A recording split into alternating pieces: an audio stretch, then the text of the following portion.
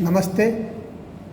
आज आप सबके सम्मुख मुंशी प्रेमचंद जी की कहानी पूस की रात लेकर प्रस्तुत हूँ। मुंशी प्रेमचंद जी का वास्तविक नाम धनपत राय श्रीवास्तव था। उनको नवाब राय के नाम से भी जानते थे। उनका जन्म 31 जुलाई 1880 ईस्वी में लम्ही गांव बनारस में उत्तर प्रदेश के अंतर्गत हुआ था। उनकी मृत्यु 8 अक्टूबर 1936 ईस्वी में हुई। मुंशी प्रेमचंद जी के बारे में कुछ सामान्य जानकारियाँ इस प्रकार हैं। उन्होंने इलाहाबाद विश्वविद्यालय से स्नातक किया। उनकी प्रसिद्धि मैंने पहले ही बताई है कि उपन्यास सम्राट के रूप में उनको जाना जाता है। साहित्य में आदर्शोन्मुख यथार्थवाद साहित्य के पक्षधर हैं। साहित्य में अनेक प्रकार के आंदोलन हुए।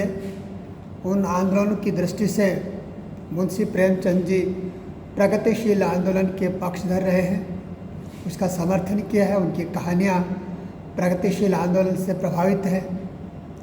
और अन्य जानकारी के रूप में यह है कि मुंशी प्रेमचंद उनका साहित्यिक नाम था, वास्तविक नाम जैसे मैंने पहले बताया है। और बहुत वर्षों बाद उन्होंने ये नाम अपनाया था। उनका वास्तविक नाम जैसे पहले बताया धनपत राय था। जब उन्होंने सरकारी सेवा करते हुए कहानी लिखना आरंभ किया तब उन्होंने नवाब राय नाम अपनाया।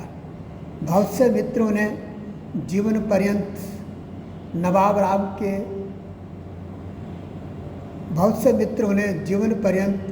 नवाब राय के नाम से ही संबोधित करते रहे। उनके विवाह के बारे में कहा जाता है कि उन्होंने 2 विवाह किए। पहला विवाह उस समय जब वे 15 वर्ष के थे। विवाह उनके सौतेले नाना ने तय किया था। पहली पत्नी से पटरी ठीक से नहीं चली, यानी सामंजस्य नहीं बैठा पाए, इसलिए वो विवाह टूटना स्वाभाविक ही था। इसलिए प्रेमचंद जी ने ये निश्चय किया था कि अपना दूसरा विवाह किसी विधवा कन्या से ही करेंगे, क्योंकि प्रेमचंद जी कहानीकार के साथ साथ समाज सुधारक भी थे। समाज सुधार आंदोलन के समर्थक थे।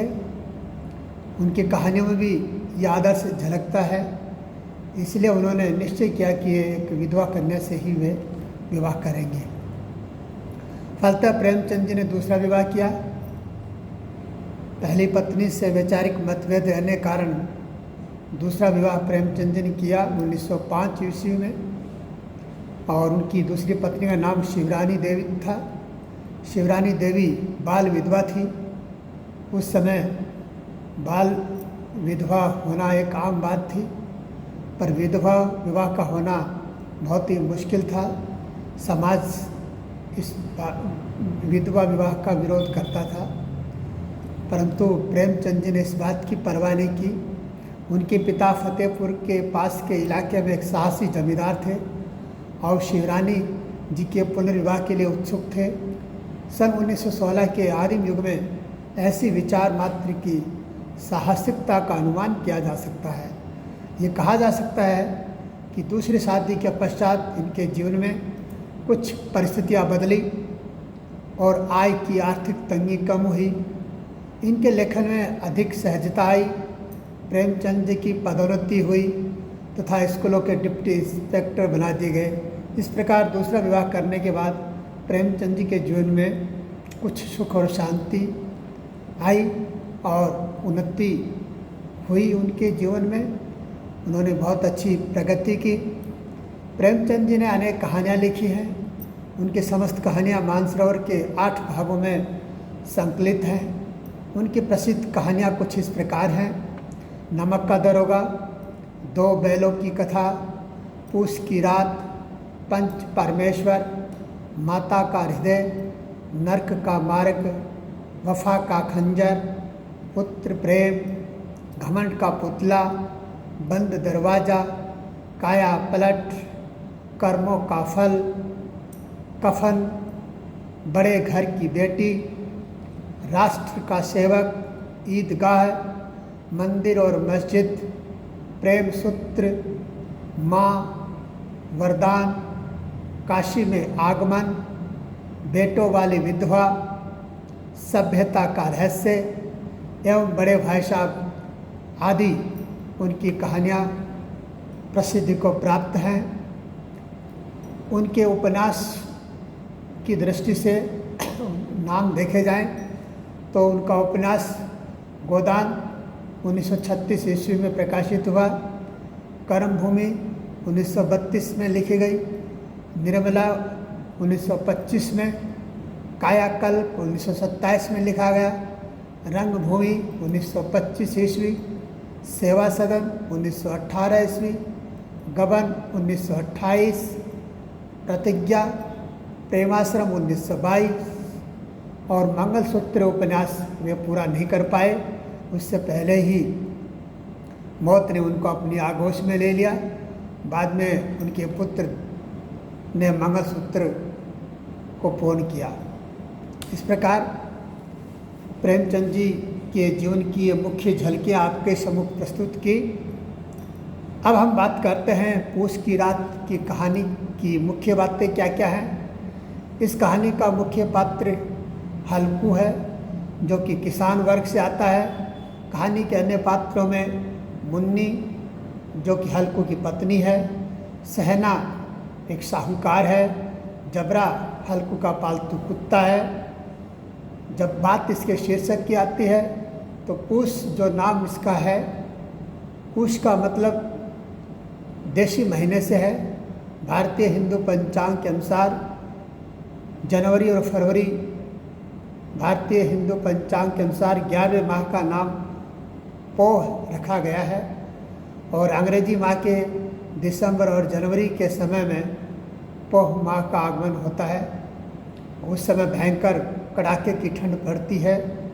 मैदानी भागों में पड़ने वाली सूखी ठंड, कड़कड़ाती हुई ठंड जीवन को उधेड़ देती है और ऐसी स्थितियों में किसान और जब खेत में रखवाली करता है तब तो और भी मुश्किल जान पड़ता है। वो भी ऐसी स्थिति में जब किसान के पास में ओढ़ने के लिए ठीक से वस्त्र भी न हो। हल्कू ऐसा ही गरीब किसान है जिसके पास सर्दियों में खेत की रखवाली करने के लिए ढंग के कपड़े नहीं हैं। एक कंबल खरीदने के लिए उसने 3 रुपये इकट्ठे किए थे।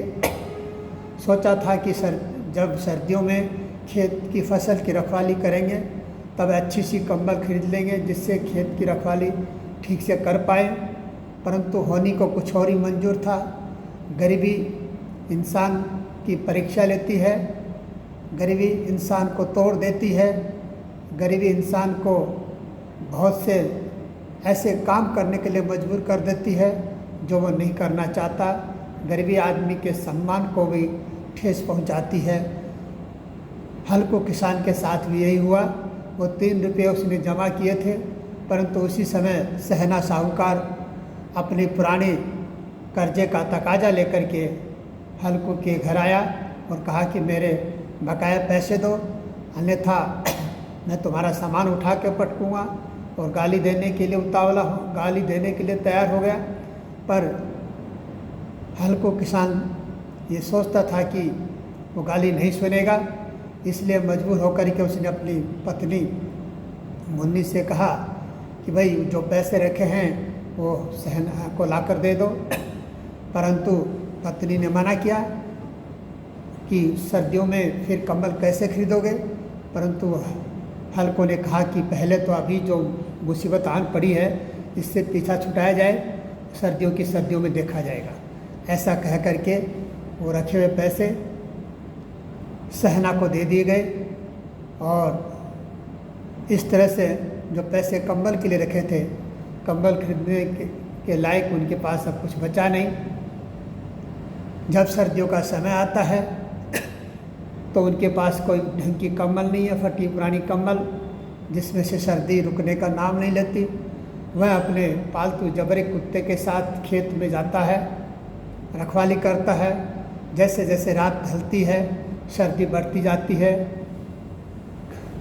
हल्कू सर्दी का एहसास करके कंप पाने लगता है। जबरे को अपने पास बिठाता है, अपनी गोद में लेता है, सोचता है शायद इससे सर्दी कुछ दूर भाग जाएगी। परंतु सर्दी जो थी उसने आज पूरा हठ किया था। हल्कू की पूरी परीक्षा लेने के लिए उतावली थी। फलतः हल्कू सर्दी सहन नहीं कर सका और सोचा कि कुछ इसका इलाज किया जाए। यह देख कर के वह आसपास कहीं किसी बगीचे में गया, वहाँ से पुराने पत्ते घास फूस इकट्ठा करके लाया और आग जलाई। आग जलाने के बाद में कुछ अच्छा महसूस हुआ और कुत्ते के साथ में अनेक तरह की बातें की उसने। हालांकि वो जानवर था, उनकी बातों को क्या समझे, फिर भी जानवर इंसान के मनोभाव को ठीक से समझ लेते हैं। हल्कू ने आग से ऊपर कूदने का खेल खेला, कुत्ते से भी कहा कि तुम भी कूदो। इस तरह से वो अपना दुख और परेशानी सारी भूल गया। सर्दी भी दूर हो गई, पर इसी बीच में उनके मन को बड़ी खुशी अनुभव हुई। ठंडक कम हुई तो धीरे धीरे ऊँघने लगा और उनको नींद आ गई। इसी बीच में उनके खेत के अंदर आवारा जानवर आ गए। उन पूरा का पूरा झुंड घुस आया। जबरा कुत्ता जो कि बहुत ही वफादार था, वो सोया नहीं, वो भौंकते भौंकते उन जानवरों की तरफ भागा। परंतु हल्कू की नींद नहीं खुली।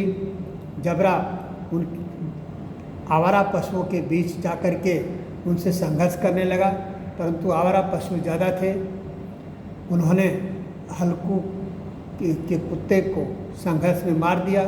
कुत्ता वहीं ढेर हो गया और उन जानवरों ने पूरे खेत को चर लिया। और खेत चरने के बाद में जानवर क्या करते, वो भी वहाँ से चले गए। सुबह तक हल्कू सोता रहा। जब सुबह उसकी पत्नी मुन्नी आई तो उसने खेत का हाल देखा तो बड़ा दुख हुआ कि अब कैसे होगा, हल्कू कहाँ है। देखा तो हल्कू सो रहा है। उसको बड़ी चिढ़ महसूस हुई। उसने उसको जगाया कि अभी तक सोते रहोगे, देखा है खेत का हाल। जब उसको उठाया तो उसने कहा क्या हुआ, जबरा कहाँ है, पता नहीं। ऐसा कह कर के वे दोनों देखने चले। देखा जबरा रास्ते में मरा पड़ा है, खेत खाली हो गया है, ढोरों ने खेत को चर लिया। पत्नी ने कहा कि अब कैसे करोगे, अब क्या करोगे, सारी मेहनत बेकार हो गई। तो हल्कू ने कहा चलो अच्छा हुआ, अब हम मजदूरी करके काम चलाएंगे, कम से कम सर्दियों में खेत की रखवाली तो नहीं करनी पड़ेगी। ये मुंह से निकले हुए शब्द बहुत बड़ी विडंबना लिए हुए हैं। किसान के जीवन की त्रासदी को व्यक्त करने वाले शब्द हैं कि किसान जो अपने खेत से अपने जान से भी ज़्यादा प्यार करता है, वो ऐसा कहता है कि चलो अब खेत नहीं जोतना पड़ेगा, अब मजदूरी कर लेंगे। जिसके घर में खेत है और खेत में जोत करके अगर मजदूरी करता है, इससे बड़ी विडंबना किसी के जीवन में हो क्या सकती है। तो भले ही हल्कू बड़ी खुशी से कहता है, परंतु उस खुशी में उसकी दुख, उसकी त्रासदी, उसकी विडंबना सब कुछ छिपी हुई है। इस प्रकार इस कहानी का इन्हीं शब्दों के साथ समापन होता है। इसकी कहानी के संवाद देखें तो बहुत ही सुंदर, संक्षिप्त और चरित्र उद्घाटन में सक्षम संवाद हैं। देखिए कुछ संवाद मैं आपको बता रहा हूँ। जब आग जलाई और कुछ ठंडक महसूस कम हुई, तब उसका मन कि कुत्ते के साथ खेलने के हुआ।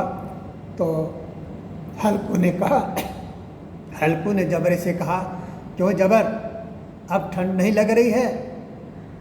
जबर क्या बोले, कूँ कूँ करके मानो कहा, अब क्या ठंड लगती ही रहेगी, पहले से यह उपाय न सूझा, नहीं इतनी ठंड क्यों खाते। जबरे ने पूछ हिलाई। अच्छा आओ इस अलाव को कूद कर पार करें, देखिए कौन निकल जाता है। अगर जल गए बच्चा तो मैं दवा न करूँगा। जबर ने उस अग्नि राशि की ओर कातर नेत्रों से देखा। मुन्नी से कल न कहना, नहीं तो लड़ाई करेगी, ये कहता हुआ उछला और उस अलाव के ऊपर से साफ निकल गया। पैरों में जरा लंपट लगी, पर वह कोई बात न थी। जबरा आग के गिर्द घूमकर उसके पास आ खड़ा हुआ, यानी वो जानवर था, वो क्या समझे हल्कू उससे क्या बात कर रहा है। परंतु मजबूरी ही सही, हल्कू का जबरा ही इस समय अच्छा दोस्त है, जिसके साथ वो ये कठिन घड़ी बिता सकता है। हल्कू ने कहा, चलो चलो, इसकी सही नहीं, ऊपर से कूद कर आओ। वह फिर कूदा और अलाव के पार आ गया। इस प्रकार देखे जाए तो इस कहानी के संवाद बहुत ही सुंदर हैं, संक्षिप्त हैं और कहानी को आगे बढ़ाने वाले हैं, कहानी को गति प्रदान करने वाले हैं, कहानी को उद्देश्य तक पहुंचाने वाले हैं। इसकी कहानी के संवाद बहुत ही मार्मिक हैं। देखा जाए तो कुछ उदाहरण आपके समक्ष प्रस्तुत हैं। मुन्नी बोली, हाँ, सारे खेत का सत्यानाश हो गए। उस समय का प्रसंग है जब आवारा पशु सारे खेत को चर गए और हल्कू खेत में सोता ही रहा। सुबह आकर उसकी पत्नी ने जगाया, तब वो खेत के विनाश को देखकर कहते हैं, मुन्नी बोली, हाँ, सारे खेत का सत्यानाश हो गया। भला ऐसा भी कोई सोता है? तुम्हारे यहाँ मड़ैया डालने से क्या हुआ? हल्कू ने बहाना किया, मैं मरते मरते बचा, तुझे अपने खेत की पड़ी है। पेट में ऐसा दर्द हुआ कि मैं ही जानता हूँ। यानी हल्कू यहाँ चालाकी कर रहा है, झूठ बोलता है ताकि उसकी पत्नी उसे और न डांटे। दोनों फिर खेत के डांड पर आए, देखा सारा खेत रोंदा पड़ा हुआ है और जबरा मड़ैया के नीचे चित्त लेटा है, मानो प्राण ही न हो। दोनों खेत की दशा देख रहे थे। मुन्नी के मुख पर उदासी छाई थी, पर हल्कू प्रसन्न था। मुन्नी ने चिंतित होकर कहा, अब मजदूरी करके माल गुजारी करनी पड़ेगी। हल्कू ने प्रसन्न मुख से कहा, रात को ठंड में यहाँ सोना तो न पड़ेगा। इस प्रकार देखिए कहानी के संवाद कितने सुंदर और अच्छे हैं। पूछ की रात कहानी के कुछ प्रश्न आपके होम असाइनमेंट के रूप में दिए जा रहे हैं, इनको आप करके ज़रूर भेजें। देखिए हल्कू ने कंबल के लिए कितने रुपए जमा किए थे। कहानी में हल्कू ने कंबल खरीदने के लिए रखे रुपए साहूकार को क्यों दिए थे। रात में खेत की रखवाली करते समय हल्कू ने ठंड से बचने के लिए क्या क्या उपाय किए। पूछ की रात कहानी के शीर्षक की सार्थकता सिद्ध कीजिए। जबरे की स्वामी भक्ति का वर्णन कीजिए। इस कहानी के आधार पर भारतीय किसान की दशा का चित्रण कीजिए। पूछ की रात में चित्रित कहानी वर्तमान भारतीय किसान की आर्थिक दशा में क्या क्या परिवर्तन देखने को मिल रहे हैं। पूछ की रात में चित्रित किसान और वर्तमान भारतीय किसान की आर्थिक दशा में क्या क्या परिवर्तन देखने को मिल रहे हैं। यानी इस प्रश्न में आपको ये देखना है कि जो पूछ की रात में हल्कू कैसा है और आज का किसान कैसा है, उन दोनों की दशा में क्या अंतर आया है, उसका चित्रण आपको करना है। किसान की आर्थिक दशा सुधारने के लिए आप क्या क्या सुझाव देना चाहेंगे। कहानी के मुख्य पात्र हल्कू का चरित्रांकन कीजिए। और अंतिम प्रश्न जो परीक्षा की दृष्टि से बहुत ही उपयोगी है, ये दोनों प्रश्न ही बहुत परीक्षा की दृष्टि से उपयोगी है। कहानी के मुख्य पात्र हल्कू का चरित्रांकन और पूछ की रात कहानी की तात्विक समीक्षा। इस प्रकार ये कहानी पूरी हुई। पूछ की रात कहानी आपको समझ में आई होगी और शेष इस कहानी को ढंग से पढ़िएगा। जो छोटी मोटी बात कोई रही है तो वो भी आपके सामने होगी, आपको समझ में आएगी। एक सुविचार प्रेमचंद जी का आपके समक्ष रख रहा हूँ, फिर अपनी बात को मैं विराम दूंगा। प्रेमचंद जी कहते हैं कि समाज में जिंदा रहने में जितनी कठिनाइयों का सामना लोग करेंगे उतना ही वहाँ गुनाह होगा। अगर समाज में लोग खुशहाल होंगे तो समाज में अच्छाई ज़्यादा होगी और समाज में गुनाह नहीं के बराबर होगा। प्रेमचंद जी ने शोषित वर्ग के लोगों को उठाने का हर संभव प्रयास किया है। उन्होंने आवाज़ लगाई है, ए लोगों, जब तुम्हें संसार में रहना है तो जिंदों की तरह रहो, मुर्दों की तरह जिंदा रहने से क्या फ़ायदा। इस प्रकार प्रेमचंद जी के विचार बहुत ही क्रांतिकारी हैं। वो अन्याय को सहन करने के समर्थक नहीं हैं, वे अन्याय का प्रतिरोध करना चाहते हैं।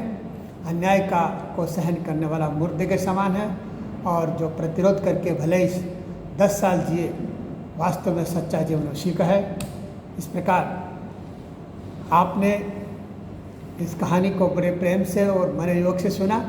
आप सबको बहुत बहुत धन्यवाद, और आप इस चैनल को सब्सक्राइब कर लें ताकि आपके लिए और अच्छी कहानियाँ और अच्छी जानकारी आपके समक्ष लेकर के प्रस्तुत हूँ, और आपका ज्ञानवर्धन होता रहे, और परीक्षा की दृष्टि से आपका पाठ्यक्रम भी होता रहे, आपकी जानकारी बढ़ती रहे। इसके साथ में एक बार पुनः आप सबको धन्यवाद।